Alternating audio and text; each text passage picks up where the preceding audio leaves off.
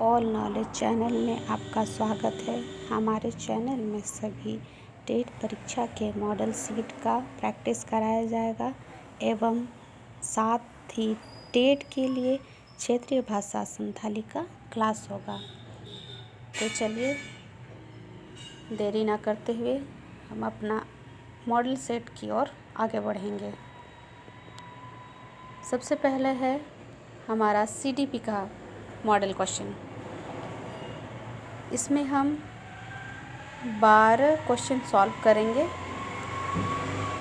पहला क्वेश्चन है, निम्न में से कौन सा कथन सत्य है? पहला है, लड़कियां अधिक बुद्धिमान होती हैं, लड़के अधिक बुद्धिमान होते हैं। बुद्धि का लिंग के साथ संबंध नहीं है। चौथा है, सामान्यतः लड़के लड़कियों से अधिक बुद्धिमान होते हैं। तो स्टूडेंट, इनमें से चारों क्वेश्चन में से एक क्वेश्चन सही होगा और वह आंसर है, बुद्धि का लिंग के साथ कोई संबंध नहीं है, क्योंकि लड़की और लड़कियां दोनों में बुद्धि होती है और दोनों में से ही लड़के में भी अधिक बुद्धिमान वाले भी हैं और लड़कियां में भी अधिक बुद्धिमान वाले हैं। इसलिए बुद्धि का लिंग के साथ कोई संबंध नहीं है, वो कथन सही है। दूसरा क्वेश्चन है, राष्ट्रीय पाठ्यचर्या की रूपरेखा 2005 NCF 2005 के आधारभूत सिद्धांतों में निम्न में से कौन सा भाग सम्मिलित नहीं है? पहला है ऑप्शन में, रटने का महत्व प्रदान न करना, अच्छी बाह्य परीक्षाओं का आयोजन करना, पुस्तकों से इतर ज्ञान प्राप्त करना, ज्ञान को वास्तविक जीवन से जोड़ना। तो इसमें से सम्मिलित नहीं है बोल रहा है, तो इसमें से अच्छी बाह्य परीक्षाओं का आयोजन करना ये सम्मिलित नहीं है 2005 की रूपरेखा। तीसरा क्वेश्चन की ओर आगे बढ़ेंगे।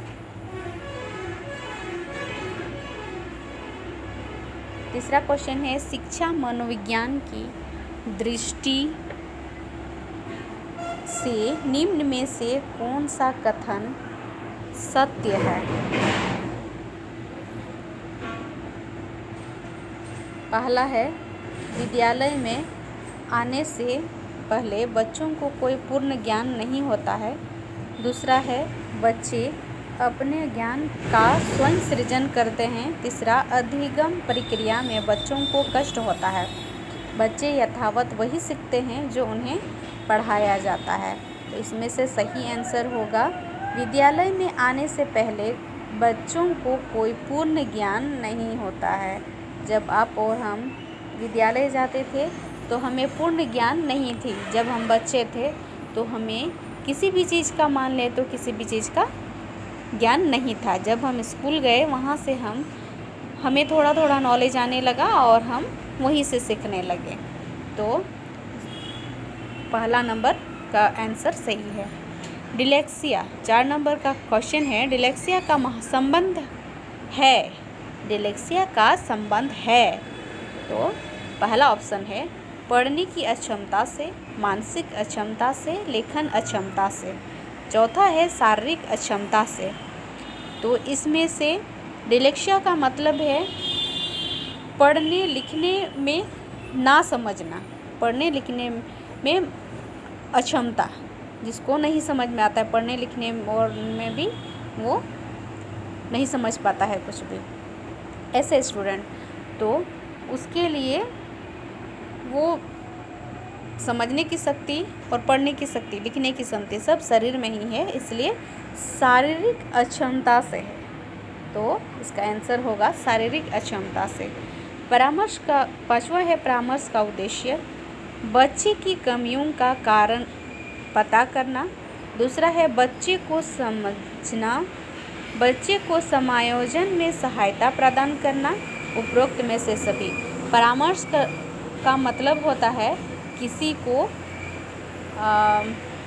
सलाह देना, तो उसके हिसाब से परामर्श का उद्देश्य बच्चों पर जब लागू हो रहा है तो इसमें से उपरोक्त सभी होगा, क्योंकि बच्चे की कमियों का कारण पता करना, बच्चे को समझना, बच्चे का समायोजन में सहायता प्रदान करना वो परामर्श के अंतर्गत ही आता है। इसलिए उपरोक्त में से सभी। बच्चों में नैतिकता की स्थापना के लिए सर्वोत्तम मार्ग, छठा क्वेश्चन है बच्चों में नैतिकता की स्थापना के लिए सर्वोत्तम मार्ग है। तो कौन सा सर्वोत्तम मार्ग है बच्चों में नैतिकता की स्थापना के लिए? पहला है शिक्षक का आदर्श रूप में व्यवहार करना, दूसरा है उन्हें धार्मिक पुस्तकें पढ़ाना, तीसरा उनका मूल्य शिक्षा पर मूल्यांकन करना और चौथा है उन्हें प्रातःकालीन सभा में उपदेश देना।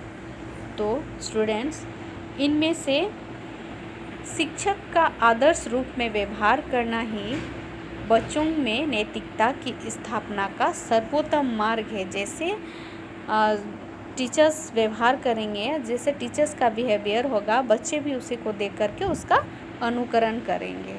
इसलिए पहला आंसर सही है। 7वां क्वेश्चन है शिक्षक एवं विद्यार्थी के मध्य संबंध होना चाहिए। तो शिक्षक और विद्यार्थी के बीच में, शिक्षक टीचर्स और स्टूडेंट के बीच में कैसा संबंध होना चाहिए उसको देखना है। पहला है विश्वास का, दूसरा है स्नेह का, तीसरा है सम्मान का, चौथा है ये सभी। तो एक शिक्षक और विद्यार्थी के बीच में ये सभी उसके मध्य में ये सभी संबंध होना ज़रूरी है, नहीं तो न शिक्षक बच्चों को अच्छा से समझा पाएगा और ना ही बच्चा अच्छा से समझ पाएगा। इसलिए चौथा ऑप्शन हम लोग का सही है, इनमें से सभी या ये सभी। 8वां है डाल्टन शिक्षण विधि का विकास किसने किया था? W.H. किलपैट्रिक, 2 है फ्रॉबेल, तीसरा है मिस हेलेन पार्कहर्स्ट।